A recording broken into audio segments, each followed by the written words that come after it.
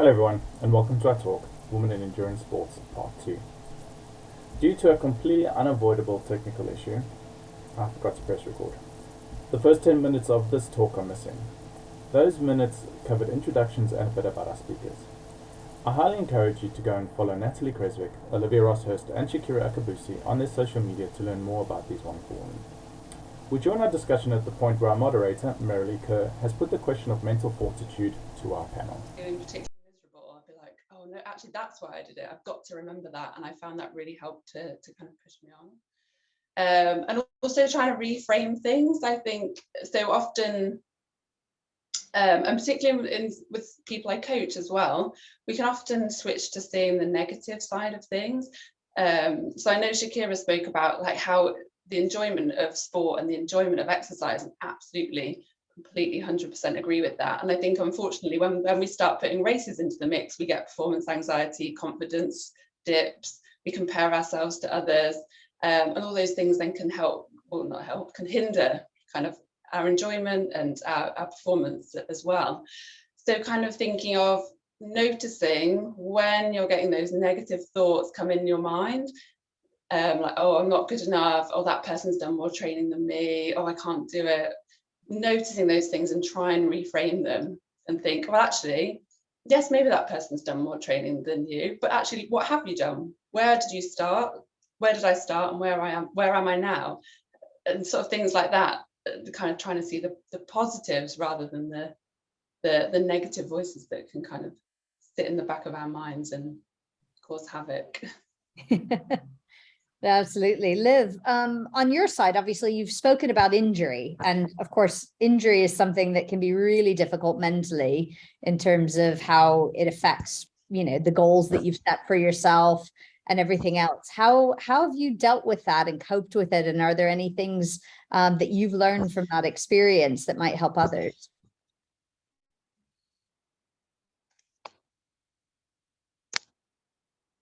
I think you're on mute again. Just keep yourself off mute unless there's a background noise. I keep worrying that there'll be some noise.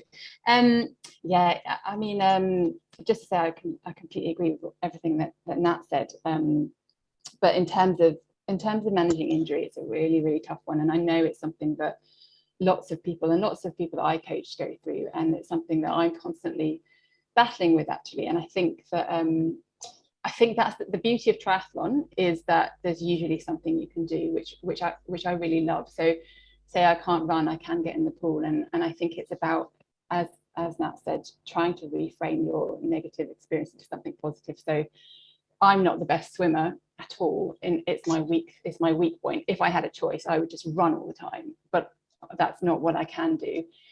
So actually injury can be an opportunity, and either it's an opportunity for getting your core really strong, or which is another thing I'm not very good at doing, or it's getting in the pool. And so for me, when I had surgery a couple of years ago, about 3 years ago, had this huge knee surgery, and it's horrendous, and I looked ridiculous, but I went to the pool as soon as I could with this plastic bag over my big cast, and I just got in and just swam up and down, and the lifeguards were lovely, and they just sort of let me, and that was, and I was swimming about 7 times slower than normal, and I already swim quite slowly, but it was great because I had a goal. My goal was, right, I'm going to do 10 minutes of non-stop swimming or whatever, and actually I came out of that rehab season so much faster in the pool than I've ever been, and it was a great opportunity. So I guess that's one thing I would definitely say, is that there's usually something you can do, and try and turn it into an opportunity if you can. Oh, that's brilliant. And Shakira, you've spoken about the marathons that you've been through, having 4 children.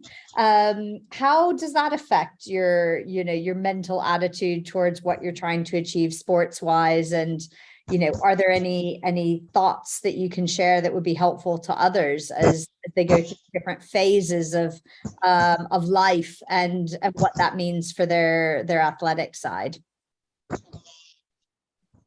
Yeah, absolutely. So both Natalie and Liv have said things that I'd love to pick up on. I think Natalie mentioned negative voices, and one thing that I really feel that both sports and motherhood, that I've learnt through both of those, is that it's okay to have a support network and rely on that.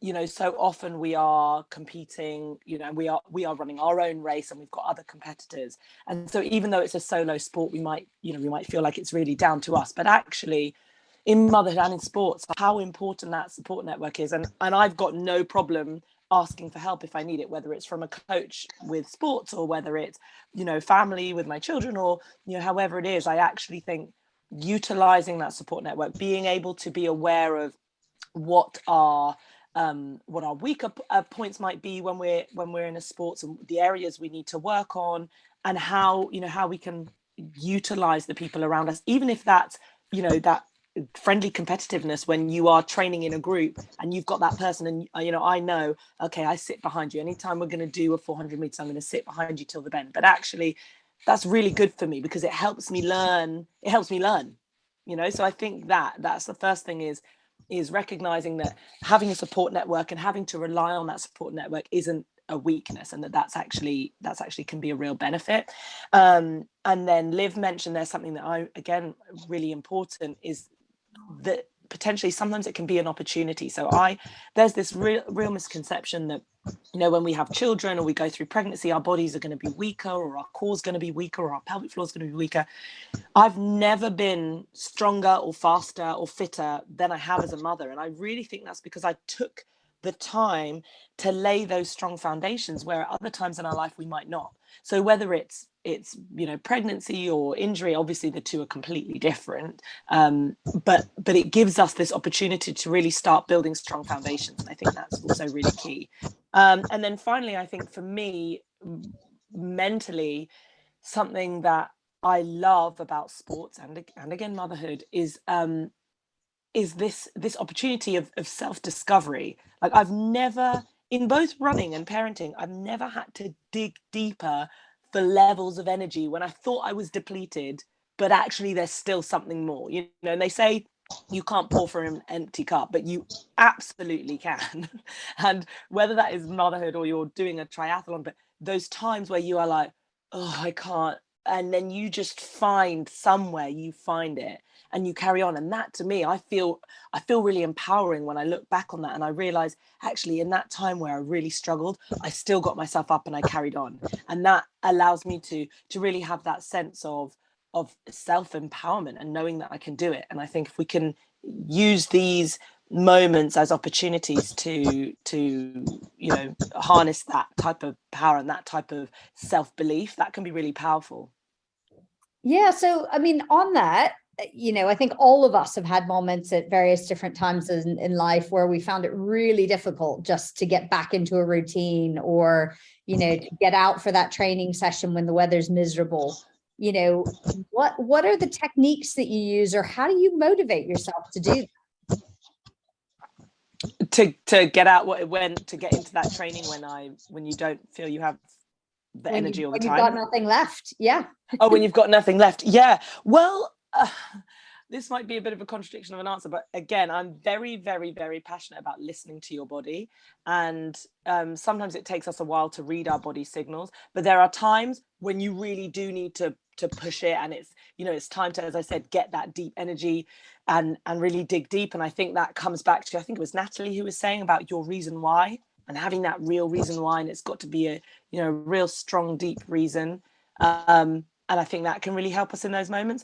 But I also think there are moments when we need rest, and rest is so important to recovery and to progress. So if we are having something like injury, you know, when you're really passionate about sports, it's really, you just want to keep going and you want to keep getting better. And, you know, any day off almost feels lazy, and you're like, oh, I just want to get there.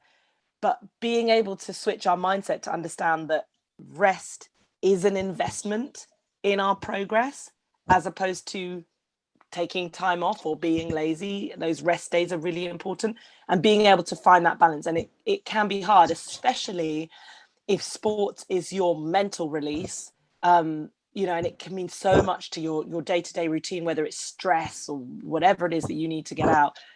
To have those rest moments can be really challenging, but finding ways to recognize that as part of your progress. Thank you. So switching a little bit to just some practical tips.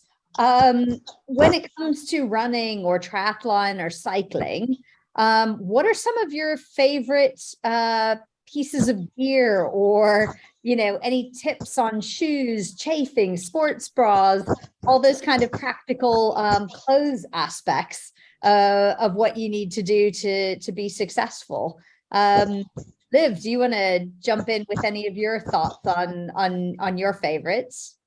Yeah, sure. I'm really pleased you mentioned this, because people do say this to me, or ask this question quite a lot, and things like chafing or sports bras. And I think it's just really important to have these conversations, because just rest assured you're not the only one thinking this. Like, you're not the only one getting chafing. Like, it happens to everyone, I think, pretty much. And I mean, I can't tell you what the best sports bra is for you. You'll have to go and find some, but I can tell you that apparently Lululemon are brilliant for bigger boobs. I don't know that personally, but apparently so.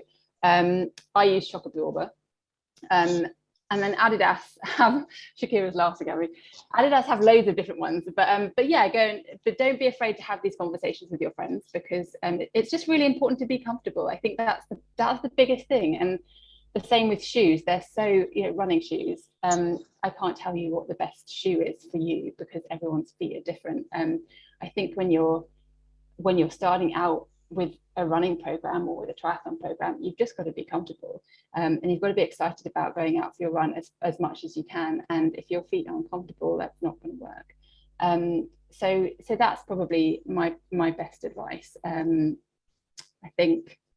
Yeah, I'll hand over to Nat for any kind of because I mean, there's a lot more kit in terms of cycling, I think, that you might, Natalie, have some good tips on. Yeah, I think actually, just going back to your sports bra comment, am I right in thinking that if you were to run a marathon, if you're wearing an ill-fitting sports bra, it adds an extra mile onto your marathon because of the stability that a good fitting sports gives you? It kind of stops you, like, kind of prevents that instability of your movement side to side. So actually, it's not just about comfort, it's also about getting you where you want to be faster as well. Yeah, actually, you're absolutely right. But yeah, cycling. So oh, sorry, I think maybe I've got a bit of a delay. Sorry, I'll try to make sure I don't it doesn't cause us too many problems. So cycling, a good chamois, so a good set of chamois, in your cycling shorts, and a well-fitting saddle. So if you get saddle sores, if you get pain when you're riding, that shouldn't be happening. It's a kind of a bit of a myth, I suppose, that cycling just hurts. You shouldn't be getting pain when you sit in your saddle. A good fitting saddle and a decent chamois and chamois cream should hopefully be able to sort that out. So if you're finding that you're getting saddle sores, then really kind of have a think about, is there anything there that you can change? Another thing is thinking about, one of the causes of saddle sores is how ingrowing hairs. So if you shave or wax your pubic hair, ingrowing hairs can cause quite nasty saddle sores. So just from the regrowth back and the heat and humidity that kind of gets in around your chamois when you're riding. So one thing that often people do and is recommended is, rather than shave or wax your pubic area, is just to trim the area that you would sit on your saddle to help prevent saddle sores. So if that is something that you're finding is a problem, then that's something maybe to consider trying out. So trim the hair so you've got a little bit sticking out, rather than shaving the whole thing off, so that when it tries to grow back out, it's kind of not meeting skin and causing horrible saddle sores. And please never ever squeeze a saddle sore. It's definitely not the way to go. And if you think they're infected, or if they think they need looking at, please go and see a doctor.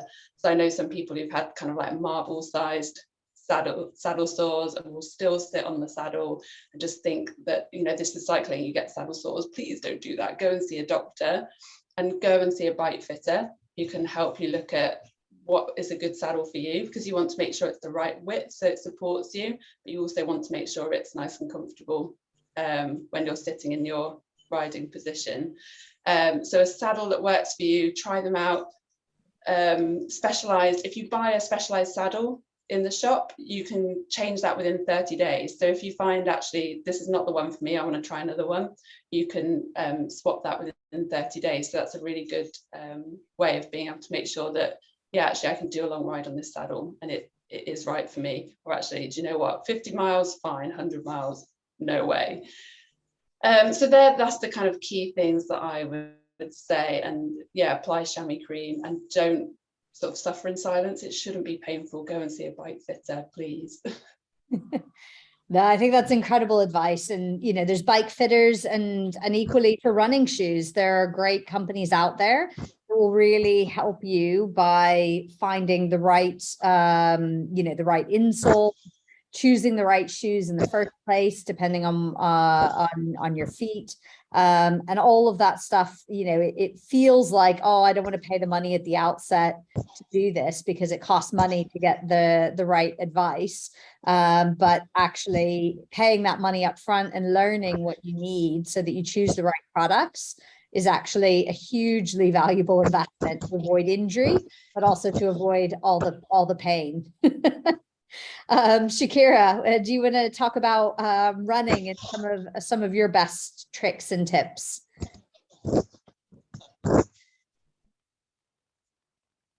Yeah, sure. Sorry, I think I got a bit of a delay then as well. Yeah, I think sports bras is a huge one. So if you are postnatal, if you're a breastfeeding mother, sports bras is so important. And I've tried. It's interesting that Liv, you said there about Lululemon and bigger sized breasts, because when you're breastfeeding, that can be a real problem. And I tried everything like the double sports bra, and that does not work. So you can't take a full inhale, and I really struggled with that actually throughout my first 2 pregnancies. And then by the time I had my twins, there are all sorts of different options out there. So definitely go and be fitted for the right kind of sports bra that's going to help you. And also if you are a postnatal mother and you are breastfeeding, then I often found that expressing breast milk before I went out for a run was really beneficial and really helpful. Also meant that I had some milk at home for the baby, but it just felt much more comfortable for me to then go out and enjoy sports. So definitely that. And then you just touched on it there, Merilee, about shoes and getting the right shoes fitted. And again, I'm a postnatal expert, but I'm sure this is true for everybody, but particularly during pregnancy, your feet can be really affected. And I didn't realize this until I had my twins. And in my twin pregnancy, the weight of that pregnancy was so much that actually the arch of my foot was flattened. So I went out for my first run postpartum and I literally could not lift my feet off the floor, because it's almost, you without that arch, you lose that impetus and that rhythm when you're running. And it's like starting from 0 to 100 every single step, and it's so hard. So I had to do a lot of work on my feet and with those intricate muscles that are within the feet, and doing those right exercises that were going to help me to increase that foot arch again. So whether it's looking for the right type of exercises or it's getting the right type of shoes, the right type of insoles, foot health for running and that type of exercise is really important. No, brilliant. That's super helpful. And, you know, again, there is no one size fits all, but, you know, just getting the right advice, talking to people, trying things out, but also just being clear that, you know, you should feel comfortable, you should be able to enjoy it. And hopefully some of those specific tips are really helpful for everyone. So Natalie, the next question is really for you. And if you've got any general advice on getting into cycling, you know, if you're new to the sport, what are some of the things you need to know, both to feel comfortable, especially to feel comfortable to join a group or a club or things like that, but also what can help you get better quickly? So I think what can help you getting better quickly is riding your bike more. Unfortunately, there's definitely the things that if you're just starting out, just riding for enjoyment, going to see places, like have a look on a map and think, oh, you know, where could I go and have a look at? What might interest me? Can I do a little bike route there? Riding for fun, so riding with friends, so the social aspect of it is really important. If you can have a really nice chat and go and stop for coffee and then have a really nice chat home with people who make you feel good, that's going to make you want to cycle more, and cycling more is going to get you fitter and stronger. If you don't have friends that cycle, so looking at joining clubs or groups, it can feel intimidating. Absolutely it can. I totally appreciate that. I've been there myself when I was back as a beginner triathlete and a beginner cyclist. I found one thing that can help is to contact the club or contact the group in advance, introduce yourself, find out who's leading the ride if you can, or a contact point in the club, so that you can then, when you turn up, you can find that person and you've already got someone who you've got a connection with, and they should then introduce you to other people, and also they'll be on the lookout for you, so they'll notice you sort of looking a bit lost maybe when you arrive, and you've already got that connection there. So starting out, probably riding more. I'm trying to think what else is going to get you quicker, faster. Good clothing, especially now. Actually, this couldn't be more apt. We're coming into autumn. It's done nothing but throw it down all day here, and there was an awful thunderstorm at night. Cycling in the autumn and the winter in your summer kit is not going to make it fun and enjoyable. So if you can and you can afford it and you're able to, investing in some good winter kit is really going to help. So long sleeve jersey, base layer, like a good base layer. Merino wool, I think, in the autumn and winter are fantastic, because even when they get wet, they still keep you warm, and even better, they don't smell. So investing in that winter kit, a jacket, a waterproof jacket, a jacket that actually is going to keep you dry, and also one that will breathe, like allow your body to breathe at the same time. So you're probably used to, in the summer, riding in shorts and maybe some leg warmers, but you can get specific winter tights that are sort of longs with fluffy kind of roubaix linings that will keep your leg much, much warmer, and overshoes as well. So like little boots that you put over your shoes that help keep the rain and the water off your feet. I'm yet to find someone that keep my feet completely dry, but it's a good start. Or failing that, waterproof shoes. Having gone into mountain biking, waterproof socks is a total revelation to me. I didn't even know they existed before I started mountain biking and gravel riding. But waterproof socks, I'd probably say, are better at keeping your feet warm and toasty than overshoes, but the combination of them both is definitely gonna help. And good set of lights. Also, now we're getting into sort of darker days, even if it's not, you're out in the day, good set of lights that will kind of help you be seen and see a really good shout. And if you can't afford those new, there's so many really good secondhand Facebook pages where people sell their kit for secondhand for a fraction of the price. So have a good look at Facebook Marketplace, eBay, Facebook groups. But if you can afford it, really invest in that winter kit as we go into autumn. It really will be a game changer. So then you can train and you can ride all the way through till the spring, and you'll really get that benefit from that fitness then when you go into summer, and it's a lot more pleasurable to go outside. No, brilliant. And, you know, I mean, across all the sports, cycling, triathlon, running, you know, they're often considered to be quite male-dominated sports. I once heard a stat that triathlon was actually at a racing level about 80% men typically. I think full on tries obviously a standout in that regard, because I think we've got about 50-50 men and women, and have done for many years, which is brilliant. But if you're getting into any of these sports and you're finding it quite intimidating being dominated more generally by men, are there any tips of how to do it and how to kind of overcome that initial reluctance or fear of going into an environment which feels quite intimidating? Liv, any thoughts from your side? Yeah, I think really just to echo a lot of the things that Natalie said around finding that community and finding some allies.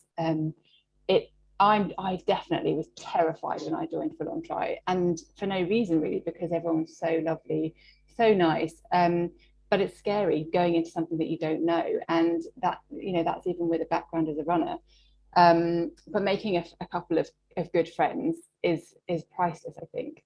And when it comes to sort of getting into, I mean, I was thinking about getting into running earlier today, and I thought, you know, the great thing about running is that it is very simple. It's pretty much free, and we're really lucky to live in a city that is inundated with free community run clubs. You know, and obviously Shakira and I coached at one of them for many years, but there are loads.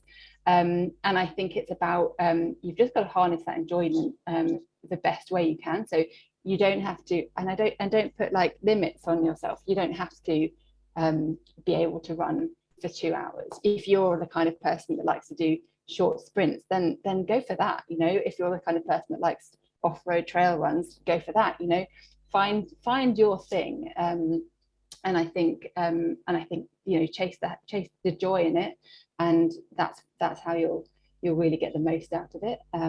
But I think in terms of getting into something and being scared, I think finding those key people to go to things with, not only is it going to make it more fun, but you're also then accountable if you want to make sure you're showing up as well. That's another great way to do it. So yeah, those would be my sort of top tips, I think. Yeah, I mean, I always think back myself to, you know, the beginning when I joined Full On Try, and I think one of the things for me that was amazing were some of the coaches. You know, as a club, we always do no one left behind rides, which really for me felt like, okay, I've got a chance here. But I can also just remember my first time up Box Hill and getting halfway up and thinking, oh my God, I'm never going to make it. And, you know, being around other people made a massive, massive difference to me. And I now look back at that, having done Tour of Wessex and Dragon Ride and Maratona and all these things. It's like, oh my God, how embarrassing. I didn't think I could make it up Box Hill. It's exactly right. And it's something that, you know, when we run these women's run groups, I can guarantee you every week there will be someone that said, I can't do this. I'm not a runner.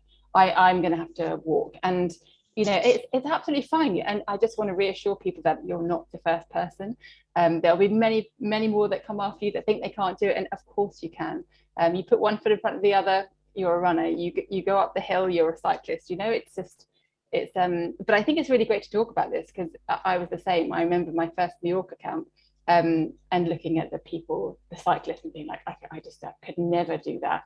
And, you know, a few years later, it was the same. You're doing those great challenges, and it's yeah, I think it's really great to have those role models as well. So yeah. No, I think that's great. And the one other thing actually that if I think back when I first got into triathlon that was really helpful was actually going away to camp. You know, Full On Try has 2 camps that it runs, and there's lots of clubs out there where there'll be different events or things that you can do. And I think going away with a group of people and actually spending a little bit more time, both with that group and also doing that activity, really, really built my confidence that actually it was possible to do some of these things. But also I found other people who were in a similar place to me. And as you say, it's finding that friend group and finding those people you can do the activities together with that really made a difference to me when I was getting started back 8-9 years ago. Shakira, you obviously are, you know, come from the sprinting world, which, you know, again, you know, there's some incredible women in the sport, but also, you know, a lot of role models have traditionally been men. How do you find that, and what do you think are the tips around overcoming some of those fears? It's really interesting that you brought this question up, actually, because I've just recently, in the last month, so I've been to 4 sessions exactly, taken up completely different, I'm not endurance, well, sort of, jiu-jitsu. And I've only done it in the last 4 weeks because I wanted to challenge myself in a different way. And that's hugely male dominated. And I phoned around, found the local jiu-jitsu center. It's like a half an hour drive. And I went in, I met the coach, and he's like, okay, come along to the first beginner session. And it was terrifying. I didn't have any of the right clothes. You have to wear a gi. I didn't have the gi. I went in my gym clothes, like stuck out like a sore thumb. And it was really intimidating. But my dad has always said to me that the expert was once a beginner. The expert at anything was once a beginner. And I think that's like a famous quote. And that's really stuck in my head, because in order to become an expert at anything, you first have to be a beginner. So we all know what that feels like. And I think Liv said that, touched on, feeling uncomfortable, but then actually speaking to people and realizing that they're really nice. And I remember that first jiu-jitsu session, got to the bit where everyone was rolling. He said, okay, right, you're going to break out to 5 minutes. Shakira, pair up and, find someone. And I was literally like, oh my gosh, like, how am I going to approach someone and be like, oh, I don't know what I'm doing. Do you want to help me?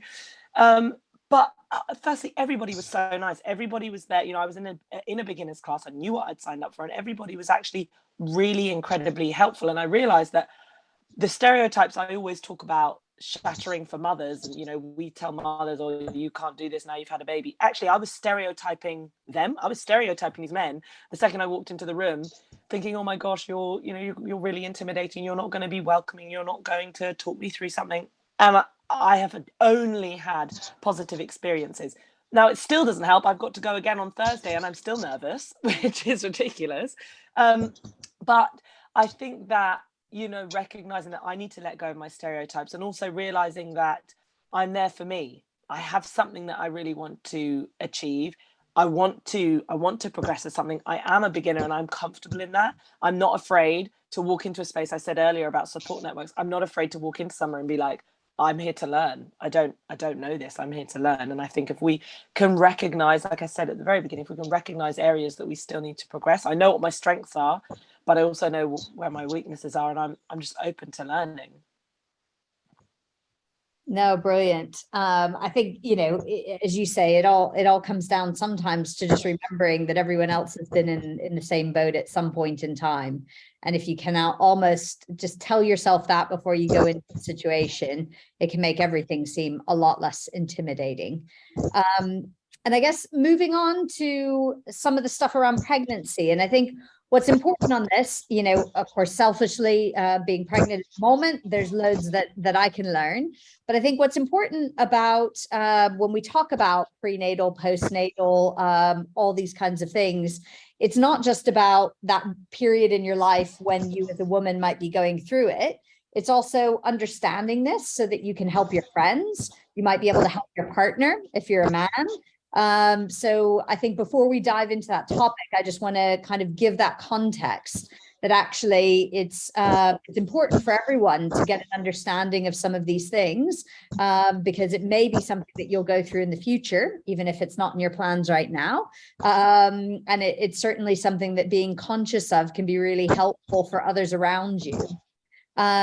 So I guess we'll certainly kick off with you, Shakira. What would you say are the most important pieces of advice you can give to someone when they're pregnant, in terms of how to look at exercise and what are the shoulds and should not do's over that period? Yeah, so I mean, a huge topic. Could talk for hours about this, because and I think with pre and postnatal, you're absolutely right. It's something that we should all be aware of, and it's not only pre and postnatal. A lot of the things that I work on with women during and after pregnancy can apply to women at different stages in their life, with different types of interest. The effect, for example, that that pregnancy has on our pelvis, and how our pelvis tilts can impact our hamstrings, for example. And if you're a runner or a cyclist, how your hamstrings are firing and working is really important. And you don't need to be pregnant to go through that. Pregnancy is a time where this tilt in the pelvis occurs, but there can be many reasons why our posture might shift. And it's about understanding why our posture is so important, what impact that has on how our core is working in synergy with the rest of our body, the effect it has on our glutes, our hamstrings, and what exercises are going to help us best to realign that. So it's, as you've said, I think, we can all learn something from this. There are just so many. I think if I was to just have to pick a few first thinking points, the first thing that I would say would be, I advise all my clients during pregnancy to work to roughly about a 70% maximum. So it's particularly in those later trimesters in pregnancy.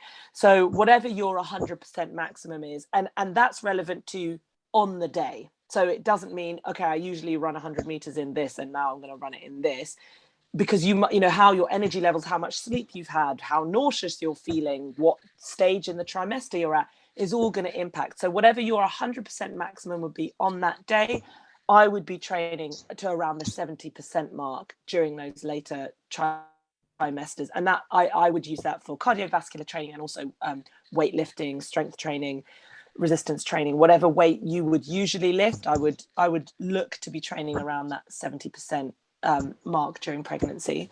I think that what's also really important for pregnancy training, we talk a lot about pelvic floor strength, that pelvic floor activation, which is absolutely crucial during pregnancy and postpartum, but understanding how our pelvic floor is impacted. So when we're pregnant, if you picture your pelvis like a bowl, or like, you picture your pelvis like this mug, and then as the bump begins to grow, the weight of that growing bump tilts the pelvis forward. So almost like the water will be coming out of the front of the cup.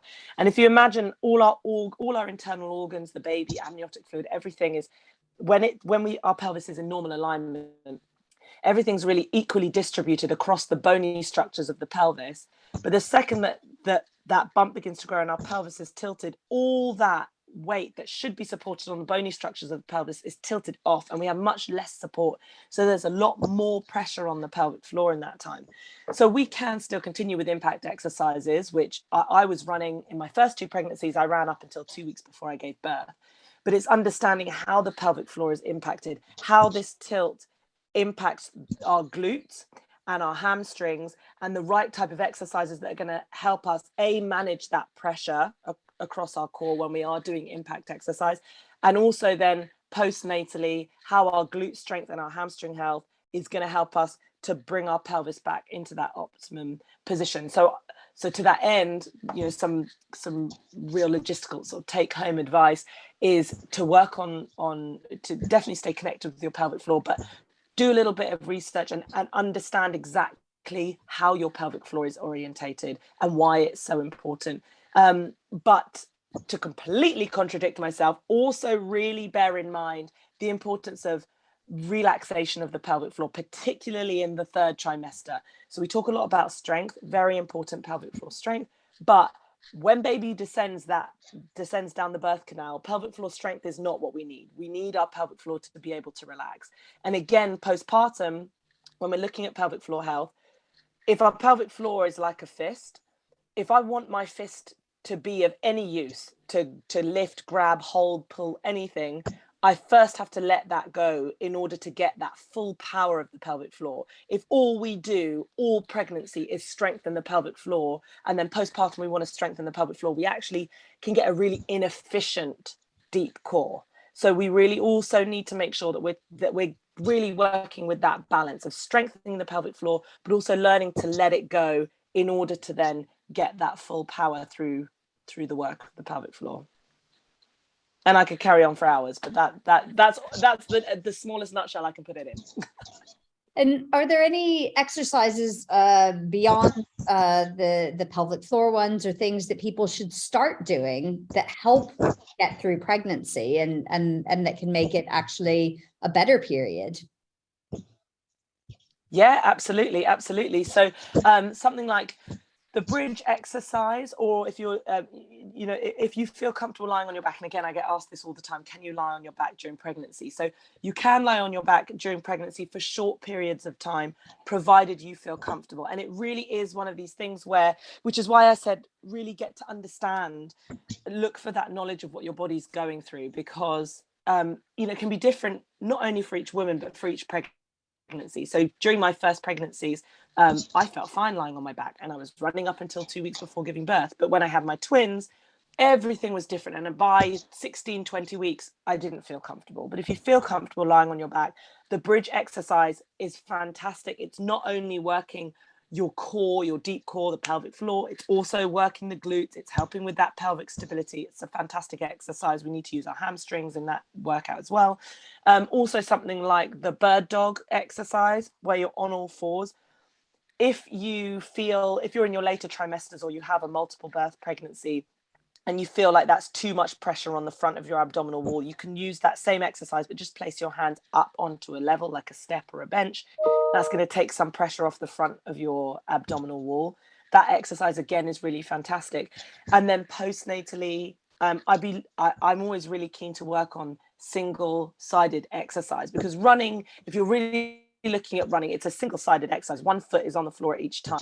So being able to work single-sided and have our core balance that load single-sided. So, even just if we're standing up and we go into a small lunge forwards, backwards, or to the side, and then we push back and we're on one leg, and being able to hold that's again really important. And we can do that during pregnancy too. You just might want to have a support near you if you need that extra support. So all of that are things that I would be working on with clients. No, brilliant. And I think one thing, when I discovered I was pregnant and got some initial medical advice, what was interesting for me was that, the medical professionals were saying, it's not like it used to be, where people would say, oh, you need to back off on exercise or these types of things. Obviously, you take into account your own risk profile, and that sort of thing. But what was really interesting for me was kind of black and white, which was anything that you're doing before you're pregnant and you're comfortable to still do, you mostly can keep doing. The only things to avoid are things where you could be bumped or where you might fall. So, for example, with cycling, avoid cycling on the road where you could get in an accident, but you could cycle as much as you want on a stationary bike. Obviously, skiing, risky, because the chances of falling, getting bumped, any of those things are higher. So I found that particularly interesting, because on the one hand, it was quite freeing that actually, if you feel comfortable doing most exercise, you can keep doing it. But at the same time, also knowing that the risks are really not in the exercise itself, but if something goes wrong and you fall or you get bumped, those are the things that are the risky bits. Does that align with your own experience and advice?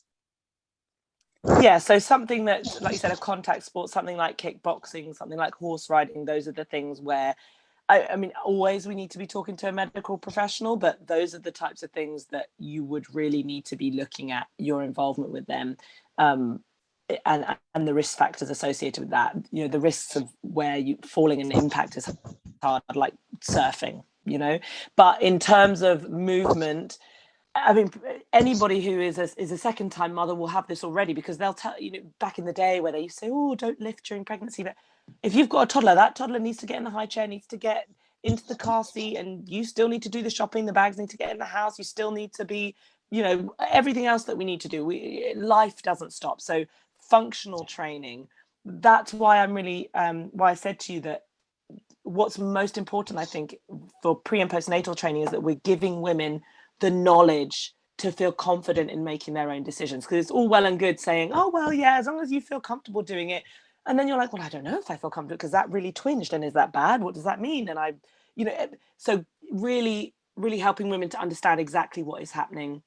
And then, hopefully empowering them to make their own choices. But there is so much we can do during pregnancy. And as you said, the risk factors aren't necessarily with the movement, it's with the risks associated to any type of exercise, and that would mostly be contact sports, or where the risk of falling is higher.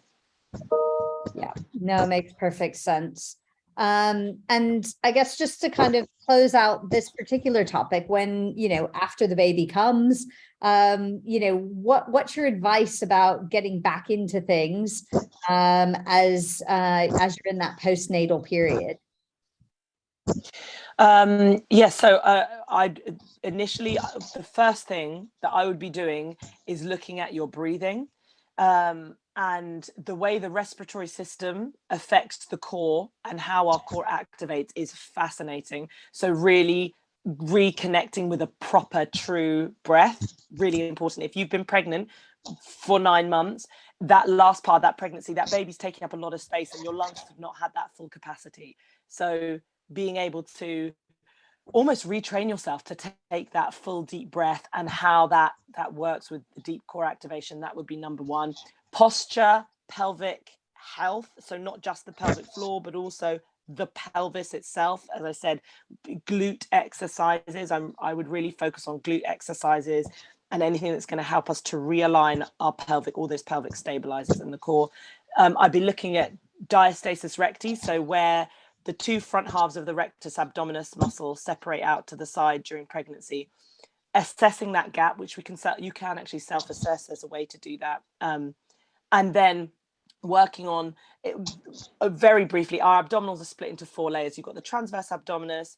Underneath that, we've got the external and internal obliques. And underneath that, we've got the transverse abdominis. And it's this transverse abdominis that sort of wraps around our core. And it's that we really want to be looking at, strengthening, training. You know, even if you still continue to have a small gap of the rectus abdominis, I still have a 1 centimeter gap since my pregnancies, but making sure that what's underneath there, that we're getting good integrity of those deeper core muscles, and we can continue to enjoy all sorts of sports, you know, and have a nice, healthy, strong core. And then I'd be looking at foot health and also jaw health, because the feet and the jaw are really connected to the pelvic floor. So if you notice that you are, and this is true, as I said, whether you're pregnant or not, or pre or postnatal or not, if you notice that you are clenching your jaw, even if you're stressed at work and you're at your desk, that's going to be impacting your pelvic floor. If you're on your bike and you're cycling and you're like, I need to get there. That's why they always try to tell athletes, sprint athletes, relax your face, look relaxed when you're running. So you'll see those top high level elite athletes, they're not trying to cross the finish line. They're like this because relaxing your jaw and your feet, not gripping through the feet, that's all going to really impact your pelvic floor health. So I mean, there's so much, but those would be the things I would look at: breathing, pelvic health, posture, the deep core, the abdominal separation, bringing that back together, and then foot health and jaw relaxation. Now, incredibly helpful. And I think coming back a little bit to more general things, because, you know, in some cases, these questions are much broader anyway. You know, as people come back from pregnancy, often what they struggle with is having enough time, because of course now they've got this new human being to look after as well. But that's not the only reason why people are short of time. People have intense jobs. They go through different periods of their life and struggle to put it all in, particularly if you're a triathlete and you're looking to try and fit in swimming and biking and running, and getting enough sessions in to feel like you're making improvements in all 3 of those areas. Liv, any thoughts as a coach around how to prioritize that, or what can help people to make choices around how they can fit it all in? Yeah, I mean, it's really difficult, isn't it, for having 3 sports to try and fit in, and then a job. You know, I think the first thing is that everyone's different, and just try not to compare yourself to other people. Everyone has a different job, everyone has a different life. You know, you might have other, you know, as a coach, what I would look at is not just what kind of job do you do, so how much time do you have, but what kind of job is that? Are you on your feet all the time, in which case you're going to be tired? Or are you sitting down, so you're you know, hunched over? Do you have a long commute? You know, do you have an intense family life, like with commitments?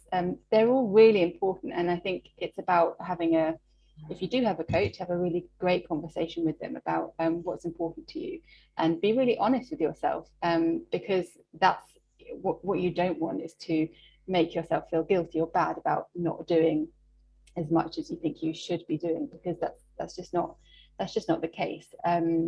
And you can achieve, if you sit down and work out your priorities, I think you can achieve a lot with a short amount of time. It's just about knowing what your priorities are and knowing what you can commit to. So I think that's the first thing. And then I think in terms of practical, like how to get things done in a busy life, getting into some kind of routine and sort of like habits is really good. There's a really great book by James Clear, I don't know if people have read it or heard of it, called Atomic Habits. It's really helpful in terms of trying to weave things into your life so that you're making life easy for yourself. So he talks about things like habit stacking. I'm going to completely butcher all this, but one thing I took away from it was things like, I've been really trying to get into a bit more like breathing practice for anxiety and yoga in the morning. And, you know, I'm just don't want to do it because I'm too anxious. Well, that's not helpful, is it? So actually what I do is I put on my favorite podcast, and that's when I do my mobility work, you know, and because I like listening to my podcast, I'll do my mobility work. So there's things like that. I recommend reading that book if you haven't, that can help. But yeah, I think the most, you know, you've got to really be able to monitor yourself as well. And if you're exhausted after working, you know, a 14-hour day, or you're really stressed because something's happening at home or whatever, like your body, you can't then ask your body to do more. It's already doing a lot. So you have to be quite, you know, you have to be quite honest and kind to yourself in those moments. And I think, yeah, talking to friends and talking to a coach that will they'll help you manage that. So again, have those conversations with people that you're training with. I think that's another tip. Yeah, Natalie, obviously you're doing some incredible endurance sports, which, you know, the training for all of that takes a lot of time. And, you know, as you said earlier, the best way to get better at cycling is to do more of it. So any tips that you've got on how to fit all of that in around life? Yeah, I think one of the things that certainly I used to do when, like, now I work from home predominantly, but when I wasn't working from home, I would tie in my training with my commute. So I might cycle into work, but then make that part of my training session. So perhaps link it in with, if I need to do some hill reps. I'm thinking of when I used to live in London, I used to cycle to Richmond Park, do my hill reps up and down, and then cycle into work. So I'd got to work and I'd done my training. I've not had to sit on a train or a tube as well, which is always a bonus. And it was a way of kind of managing to squeeze things in without having to find extra time. And it was the same when I used to be a triathlete. I would run home from work sometimes. So I'd catch the train in, run home from work.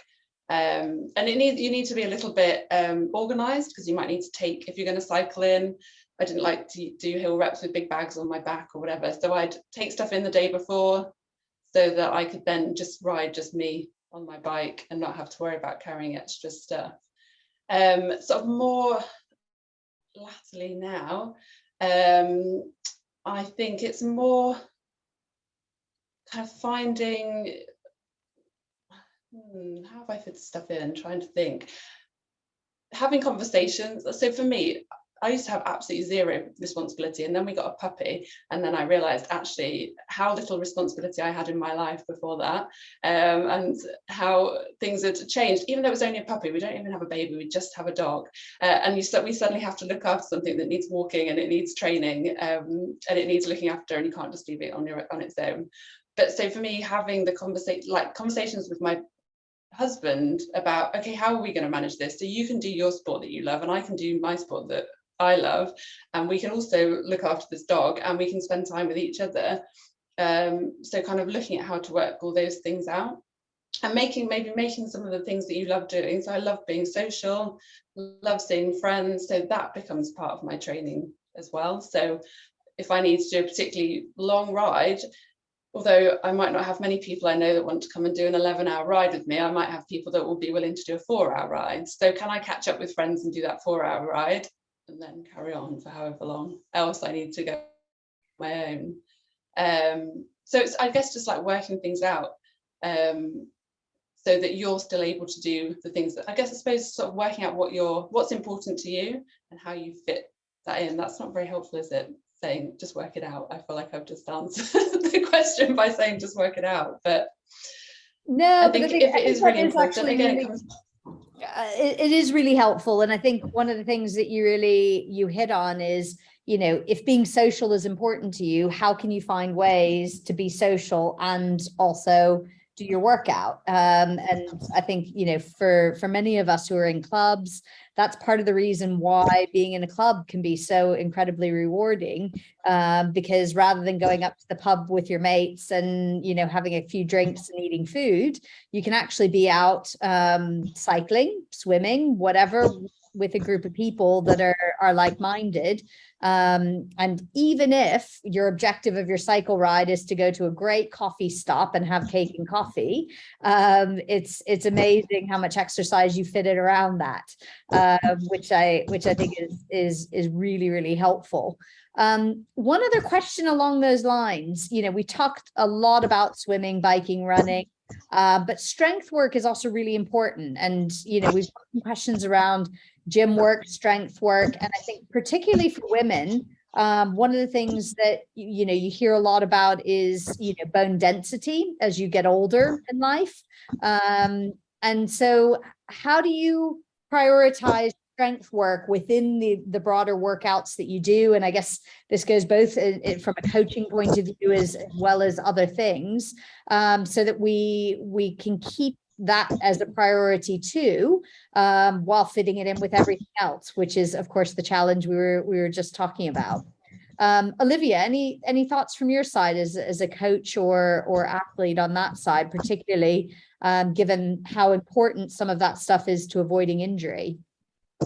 Yeah, I'm really passionate about this actually, and I think that you're right. It's another thing to throw in there, and you're already trying to do all these other sessions. But that good movement and good mobility and basic strength is so important. It's like the foundation for being able to do all those other things that we love to do. And I think, you know, you may get so far without doing strength and conditioning and mobility work, and you know, but then eventually I think it does catch up with you. So I really am a fan of trying to work in especially mobility and activation work, because whilst I don't see athletes one-to-one doing their strength sessions, I don't know if they're doing exercises right. And I think that's something that is quite important. It's not just getting in the gym, lifting, going crazy, lifting what you can. You've got to have those movement patterns right. And I think the other thing to say is that you're already doing, as a triathlete, you're already doing hard training sessions. So for me, I don't want my athletes to be doing another hard training session. I want this to be helping your other training sessions. So it's not necessarily, yes, sure, there's going to be times in the year when it's good to lift heavy, but it's not every single time. And a lot of the time it's doing those movements and creating those movement patterns that actually are going to help your other training sessions. So I obviously can't go into all of that today, but I think it's worth talking to, you know, a strength and conditioning coach or someone that you trust, that knows this kind of area, and even just giving you a steer in the right direction for some good exercises, some good key exercises, is a really, really important investment in yourself. So yeah, I'm a big fan of it. Natalie, any thoughts from your side? Because cycling is very cardiovascular. So what do you do to build up that strength?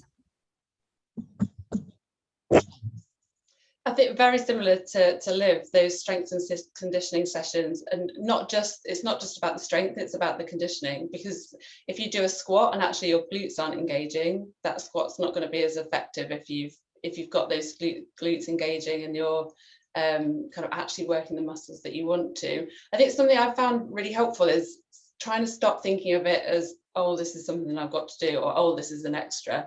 Actually, this is part of what I want to do. This is part, if I want to cycle, I've got to do this. So I need to think of it as being part of cycling. It's just kind of what comes with it. So then rather than trying to squeeze it in and thinking, oh, actually, you know, this is a really important training session that I need to prioritize. And I would definitely say, since I started doing strength work, I've definitely done less structured training, less intervals. I don't train anywhere near as much or as hard as I used to. But having now, sort of in more recent years, brought in the strength and conditioning, I think it's kept my speed on the bike, which I wouldn't have if I wasn't doing strength and conditioning. So I can't kind of recommend how how important it is. And I think just also the other thing, if you are an older athlete, an older female athlete, and that you're in perimenopause or menopause, it becomes even more important to lift, and actually to lift heavy. I wouldn't call myself an expert on this at all, so I can't go into any of the science behind it. But kind of the research and the information that's coming out now is actually, if you're in that stage of life, lifting heavy really, really helps you in terms of kind of managing the impact of the perimenopause and kind of going on to the future, looking at kind of yes, as you can tell, I'm not an expert, so please, if you're around in that area, do some research on it, don't just listen to me. No, brilliant. Shakira, anything you want to add on that topic? Is, you know, for running, strength, it can be so important, but it just means you're probably not getting as many miles in. Yeah, absolutely. So Natalie's absolutely right. As we move through, like, onwards into that perimenopause, we want to be looking at weight-bearing exercises first and foremost. So anything where we're up and we're on our feet is going to be really good. That's going to help us with our bone density, which I think when we get to around 35, our mid-30s, that, you know, every year our bone density, our mid-30s, mid-40s, as we move through that perimenopause, our bone density will start to decrease. So anything that's going to help us keep going with that, so any exercises that are weight bearing and our skeleton's going to have to keep us upright, that's great. And yes, weightlifting, because our muscle mass is also the rate that our body and the efficiency of our body producing that muscle mass will decrease the older we get. So as we move through that perimenopause and reach menopause, being able to help to increase our muscle mass again by weight training is really important. So absolutely, they're fundamental.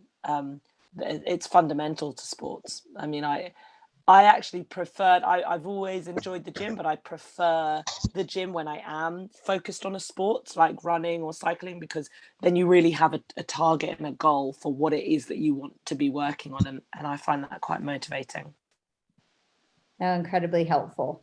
And given that it's already getting quite late and most people have probably already trained today and worked today and everything else, I'm going to finish with one final question. And that is, if you were to think back to when you began, what's the one thing that you wish you knew, whether that's a drill or an exercise or training or tips? What's the one thing that you wish you knew back then that you know now? We'll start with Natalie. Oh gosh, no pressure. One thing I wish I knew, I need more time. Quickly, while I think, in terms of the perimenopause and menopausal athletes, there's a book by Dr. Stacey Sims called Next Level. It's well worth a read, absolutely, which is much better explaining than I was terribly just then. It's definitely worth a read. So one thing that I wish I'd known, personally, it's not really something I wish I'd known, but I just really wish I'd had more confidence and more kind of self-belief. I used to get absolutely racked with performance anxiety, and I used to then, after races, just always just think the worst. If I'd not won or not considered what I'd done well, I used to absolutely kind of hate myself, really. It was horrible. And so I think one thing it's not what I wish I'd known, but I wish I'd been much fairer and kinder on myself. And I think to do that, I wish I'd looked more at goal setting. So I actually had things that I could say, yes, I have actually done that, and I can tick that off.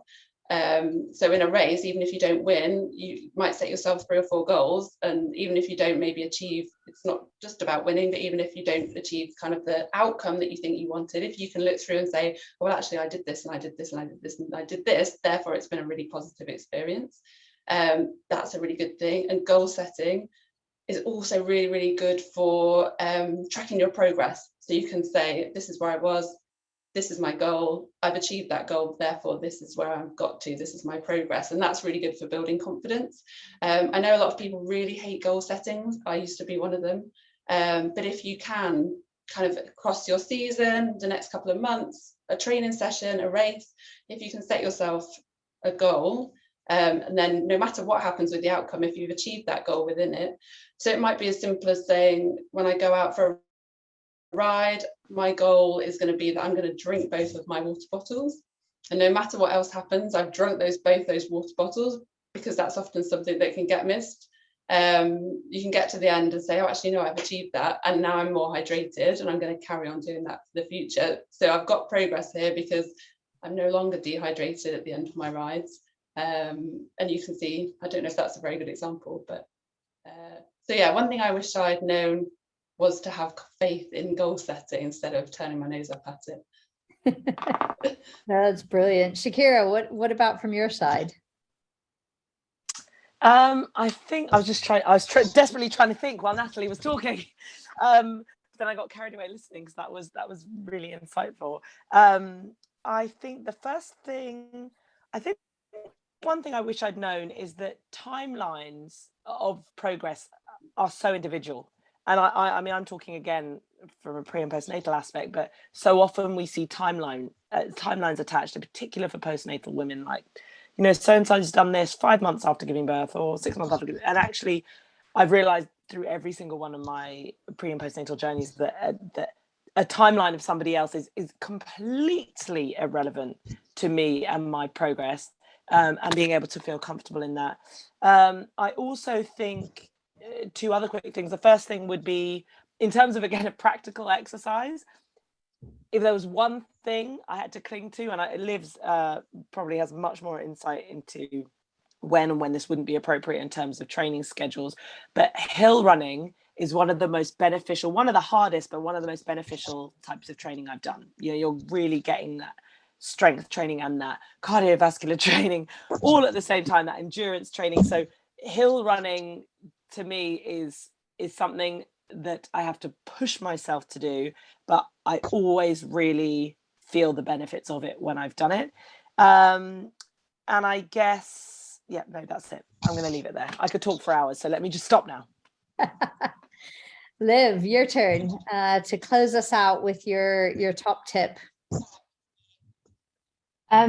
Yes, I've had the benefit of listening to both Natalie and Shakira. Just quickly to say, absolutely agree on hill running, and I'm doing a hill session tomorrow morning. So yes, 100% agree. Brilliant tool. Yeah, I think just two things. The first is I wish I'd had more patience. I wish that I, at 21, didn't think that, my sporting career was over and I was a failure. I wish someone had said to me, you have a lot more time. Life is not over because you haven't, succeeded as a top sprinter. Here I am at 38 and I'm still getting faster in different ways. So that's something I really want younger women to know. It's not too late to start. It's not too late to get better. And the other thing is that that rest is the most important part of the whole training process, and it's like this magic little part of the process that is the most important thing. So yeah, those are my two things, I think: patience and rest. Well, and that's a very, very nice note to finish on. I mean, just thanks again for all of your insights, comments, stories, sharing. And I also want to give a massive thank you to Martin, who has been incredible at organizing these sessions and really supporting these conversations, because I think it's not something that gets talked about a lot. And I think hopefully everyone who's been on the call will take something away for now, and also something away for the future, that hopefully in a couple of years' time, you might be in a scenario or a situation personally, or be able to help out someone else because of something you've heard in the session today. So thank you everyone for your time. And I'll hand back over to you, Martin. Great, thanks, Merilee. Yeah, thank you so much, guys. It has been really insightful. Lots of interesting things being covered. Lots of new information for me that I can take away as a coach, and just kind of help any future athletes that I happen to get. everybody who's on the call, we appreciate you coming along and listening to us. We will. There's a little bit of editing that needs to be done from the beginning because I kind of started recording late. So we may have to do our intros again. Sorry, guys. But this will go up on YouTube, and the link will be shared on the Facebook chat in the discussion, so you can hopefully have a look at it there and share it around your own social circles. That'll be fantastic. I really hope you've enjoyed the series we've put on, and again, I appreciate the volunteering of the time from our panelists. You've all been wonderful. Olivia, Natalie, Shakira, and Merilee, you've been a fantastic host. So thank you, everybody, and I hope you have a great night.